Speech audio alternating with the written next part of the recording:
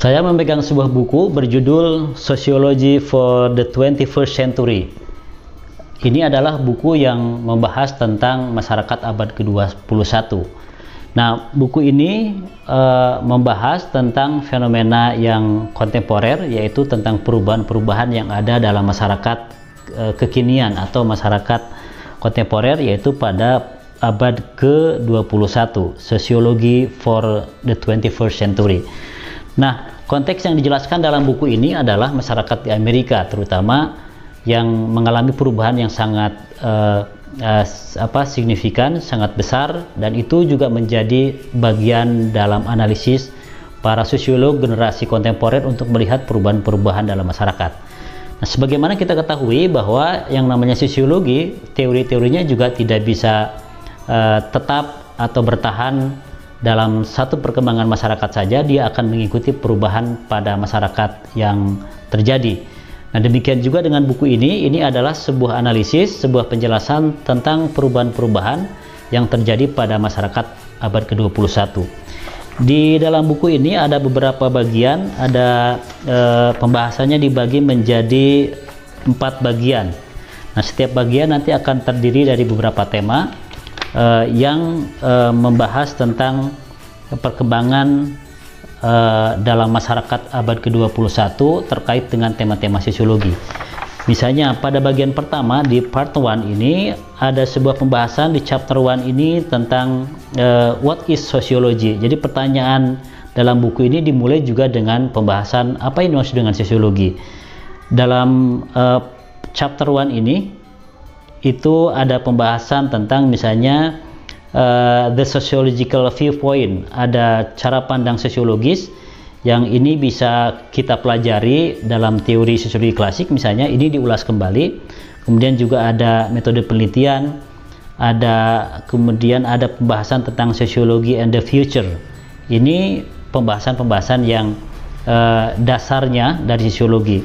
Lalu kemudian pada chapter kedua di part 1 ini ada pembahasan tentang culture, society, and social change. Ini tentu saja menjelaskan konsep kebudayaan, konsep masyarakat, dan perubahan sosial yang terjadi pada abad ke-21. Kita menemukan pembahasan seperti itu dalam buku sosiologi yang lain, tetapi menjelaskan konteks masyarakat yang masa lalu. Yang ini adalah masyarakat pada abad ke-21. Lalu kemudian di part 2 pada bagian kedua ada penjelasan tentang isu-isu yang berkembang pada masyarakat abad ke-21. Misalnya ada persoalan tentang inequalities of social class.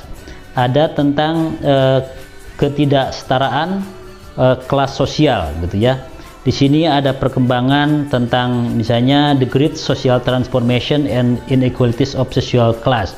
Tentang transformasi besar dan mengakibatkan pada ketidaksetaraan dalam kelas sosial. Juga beberapa kasus yang diungkapkan dalam buku ini, misalnya tentang analisis tentang poverty, tentang kemiskinan, kemudian tentang stratifikasi sosial pada konteks masyarakat abad ke-21. Lalu kemudian ada juga pembahasan tentang ketidaksetaraan ras dan etnik yang itu berkembang pada masyarakat-masyarakat maju seperti sekarang ini. Termasuk juga pada chapter ke-8 di part 2 itu ada pembahasan tentang inequalities of gender. Ada persoalan gender yang mungkin tidak kita temukan pada pembahasan teori sosiologi generasi awal. Lalu di part 3 di bagian ketiga ini ada pembahasan tema seperti marriage and the family. Ada pembahasan tentang pernikahan dan keluarga gitu ya. Yang dijelaskan adalah konteksnya masyarakat abad ke-21 di Amerika. Lalu kemudian ada isu tentang education, kemudian ada isu juga tentang religion, di mana di sini dijelaskan tentang kemunculan beberapa fenomena agama masa depan yang disebut sebagai religion in the future. Di sini ada pembahasan misalnya tentang fenomena the electronic church atau gereja yang sudah menggunakan perangkat teknologi sehingga dalam proses pelayanan peribadatan menggunakan teknologi yang sangat maju. Kemudian juga ada terminologi yang ditemukan seperti the mega church atau gereja yang sangat besar. Ini beberapa pembahasan terkait dengan agama. Lalu kemudian di bagian yang lain juga ada pembahasan tentang ekonomi, ada economy and society, lalu ada corporation and society. Kemudian di chapter 14 di bagian ketiga itu ada pembahasan tentang medicine and healthcare. Ini isu yang mungkin dalam sosiologi terdahulu, buku-buku yang lama tidak ditemukan isu tentang medicine, isu tentang healthcare gitu ya. Nah, karena dia merupakan satu fenomena pada masyarakat berkembang seperti sekarang, maka isu ini dibahas dalam buku ini. Lalu di bagian yang keempat, bagian terakhir, ada pembahasan tentang collective social action, yaitu tentang tindakan sosial kolektif, yang ini membahas tentang beberapa gerakan sosial yang ada di Amerika dan juga beberapa negara yang menjadi fokus dari buku ini. Misalnya di sini ada pembahasan tentang collective behavior, lalu ada social movement, lalu ada social movement in the United States, lalu kemudian ada pembahasan collective social action and working for change. Ini adalah pembahasan-pembahasan yang ada dalam masyarakat abad ke-21. Nah, kelebihan dari buku ini tentu saja adalah karena ini masih berbahasa Inggris, mungkin bisa dibaca secara lebih original dan menjelaskan sebuah konteks dalam masyarakat yang maju seperti yang ditemukan di Amerika.